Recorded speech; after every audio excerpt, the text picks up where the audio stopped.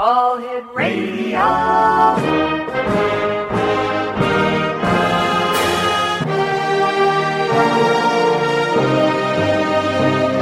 Welcome to the X Zone, a place where fact is fiction and fiction is reality. Now, here's your host, Rob McConnell.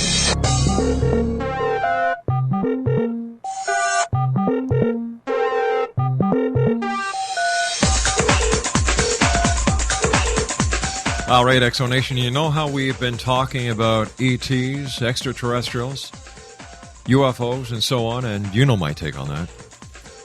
Well, got to tell you something. There have been thousands of ETs found in the New Mexico desert. That's right, they have actually found extraterrestrials in the desert. I'm not making this up. I'm just bending the truth a little bit here. Actually, they found Atari's E.T., the extraterrestrial cartridges, found in a landfill. And I've got to thank my good friend Corey K. for bringing this story to light. And Corey K. joins me now from Tampa, Florida. Corey, it's great talking to you back on the radio again after all these years, my friend. It's wonderful. It has been so many years, and I'm excited to report a bona fide extraterrestrial sighting here today. All right, Corey, take us through this fascinating news story that has actually swept around the world. Well, it all started in 1983, and the video game industry was hitting a slump, and one of the targets that people really latched onto was the E.T. video game. I played this game when I was a kid, and it was so bad, Rob. How bad was it, Corey? Oh, man. There were traps and pitfalls every 2 or 3 steps, and E.T. would lift up his head and try to rise up out of the pits, and it was a lot harder than it sounded. And if you were just 1 pixel off, which a pixel was pretty big back then, but if you were just 1 pixel off, you fell right back into the trap. But I understand that Atari actually paid Steven Spielberg millions of dollars. Millions. It was in their minds, this game was going to be the most successful video game of all time.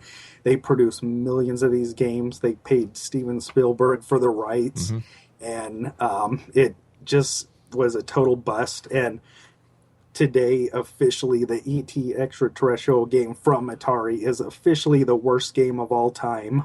Unreal. I understand that the people in New Mexico were sold 250 of the games to the film producers who actually brought this to light for 10 cents each. It was, and that's an interesting story in itself. The site of this alleged burial that I guess was not alleged, it was proven a fact today, is the same site where they dropped that first atomic bomb during World War II. Same exact site, same exact town. And the filmmakers, they actually had to spend years just getting the rights to do this excavation that took place just yesterday. They had to prove that it was safe to basically dig up a nuclear waste site. So here we've got all these E.T. cartridges. You've got Steven Spielberg, who made a ton of money on it. Was Steve Jobs part of Atari back then when E.T. was actually created, or was this before or after his time with Atari? You know, Steve Jobs was around at Atari many years before this, so by the time E.T. came around, he had moved on, and Apple was its own bona fide corporation. But that's another interesting story. If you want to hear about it later on, I can tell you about Steve Jobs and how he came to be involved with Atari. It was his first job, believe it or not. Actually, the other night I watched Jobs on Demand TV, the movie. What a great movie. It is, you know, and to see what this guy went through and how backstabbing in the computer industry really happens, and what goes on behind the scenes, and how he was able to resurrect not only Apple but his own life. Fascinating, and Ashton Kutcher did a great job. Oh, he did. It was a fabulous movie. It's been several years since I found a movie like this, but I've seen it 4 or 5 times just in the last month, and it's been a while since I've seen a movie that I really latched onto like that. After reading the story, Corey, about the E.T. cartridges, do you think you're going to watch E.T. Call Home again? Oh, yeah. It definitely brought up those old memories. Actually, I'll tell you something scary. E.T. was the first movie that I saw in the theaters when I was little. Hey, Corey, you and I have to take a commercial break. You know what that's like, my friend. Oh, yeah. Corey K is my special guest of this hour, X-Zone Nation. If you'd like to get a hold of Corey, his email address is coreyk@rel-mar.com, and we're so happy to have Corey with us. Not only is he a good friend, he's an excellent producer, he's a great guy, very knowledgeable. And when we come back, we'll talk a little bit more about E.T., but we'll also talk about that deadly computer virus that was going around and still may be there. My name is Rob McConnell. This is the X-Zone. Don't go away.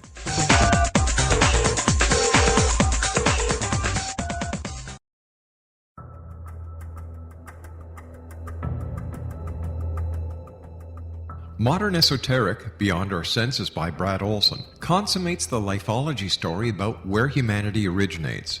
It is the lost continents, the primitive wisdom, the mythos of creation, and the rethinking of ancient history as we are taught in academia. There is much more to the story than what we have been told. As this is the first book in the Esoteric series, Modern Esoteric starts at the beginning of time and accelerates up to this modern age. Future Esoteric is book 2 in the series and takes a forward-looking position ahead of today with an open and honest examination of the ET issue and various unexplained phenomena.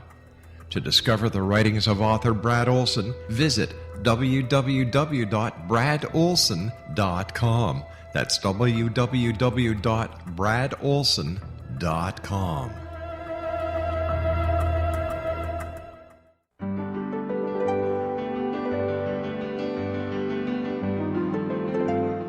Named one of the world's greatest psychics, Elizabeth Joyce is now giving readings worldwide via Skype. Elizabeth Joyce is recognized for her clairvoyant ability to help find missing persons, her analysis of dreams, past life regression work, mediumship, and her accurate predictions. Elizabeth has been a frequent guest on the X-Zone radio show with yours truly, Rob McConnell, now for several years. For an appointment with Elizabeth Joyce, call 201-934-8986 or Skype at elizabeth.joyce.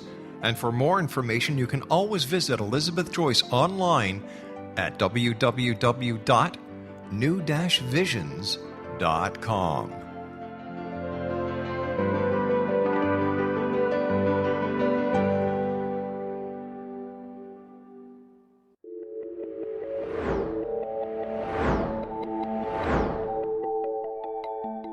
Do you have a dis-ease that you would like to alleviate through a natural means? Have you been contacted by angels, ghosts, or even extraterrestrials and want to validate these experiences? Or would you simply like to speak with someone who can help you find your life's purpose? I'm Dr. Joseph Mara, and I'm offering my services free of charge for first-time clients contacting me during the month of April. These free consultations include angel card readings, guided meditations, life coaching, and energy healing. If you have always wanted to explore these types of experiences but were skeptical or simply could not afford them, then take advantage of this free special offer. Contact me through my website, aguidinglight, spelled lite.com, to schedule your consultation today. Until then, I offer you love, light, and laughter.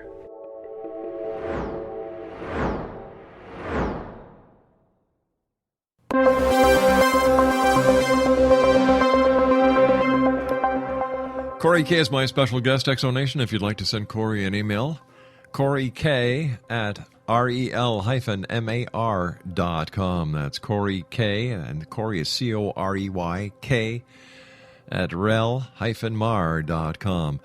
Corey, so what is going to be the end result with this ET catastrophe? Do you think that it's really going to make a lot of difference, or is this just going to be one of those games that was botched? The manufacturer, in this case Atari, thought they'd get rid of the embarrassment, and here we are in 2014, and they're starting to wear ET egg on their face again. Well, I'll tell you what's really interesting about this. It's the fact that a big corporation like Atari, because they were so big back in the day, how they could do something like this in the middle of the night and actually get away with it and cover it up even among their own employees. It was only a week ago that I was talking to somebody who had friends who worked for Atari at the time, and even they thought that this was a hoax. They thought the documentarians were going to go in there, they were going to dig up the site and find nothing but old trash. But this large company, they were able to cover this up completely, and they really did perform this act in the middle of the night.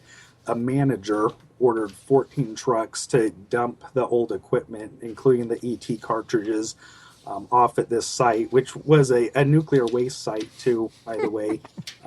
And he ordered 14 trucks in the middle of the night. And Atari was so popular back then that little kids were going to this site and they were digging up the cartridges. So that same manager, the next night, he ordered them more trucks to come in and pour concrete all over it. So it's just scary that they can get away with that. You've heard about the NSA revelations the last couple of years. If that doesn't make us scared, I don't know what should. But I'm having a hard time understanding the significance of this find. All right, so you have a company who came up with a game that was a big flop, and they decided to get rid of it. Isn't that their right, since they owned the game? It is their right. What I find really interesting, though, is what a big event this is for people of my generation, and maybe the generation just before me, maybe the generation just after me. This is a significant event in our life. We were talking about it today. We were excited. But the previous generation, that was not really something that's in their radar. They see that site as the site of the atomic bomb. Right. So isn't it telling that instead of us remembering that major historical event, Atari, something like Atari, Atari game or Atari game burial is such a major event in our lives now. I think it's a sign of how technology has really integrated itself into our life and kind of taken it over in some ways. Explanation, Corey K is our special guest. And Corey, you also sent me some information about Heartbleed, the what was it, a virus? Well, I'll tell you what it is. 2/3 of the world's web servers use a technology called OpenSSL. Yes. And that is a phrase, it's not even in the common vocabulary, but have you ever been to a website and you typed in HTTPS and maybe the name of your bank, www.bankofamerica.com, and have you ever received those warnings that say, this is not a verified site, something like that? Yes, I have, yeah. Well, OpenSSL is a way to make those sites secure. It's why those sites are an improvement over regular HTTP websites. And prior to these disclosures and the discovery of this Heartbleed vulnerability, people felt that if they went to an HTTPS website, they were safe and their passwords were safe, their information was safe, their bank accounts were safe. And we're starting to find out that was never the case. There's been a weakness in that technology all along. So where was this Heartbleed created? Do we know who or where it came from, or what the ultimate goal was, and how it affects a website? Basically, it was a flaw that was built into the technology right from the start. And where it gets its name, if anybody who uses open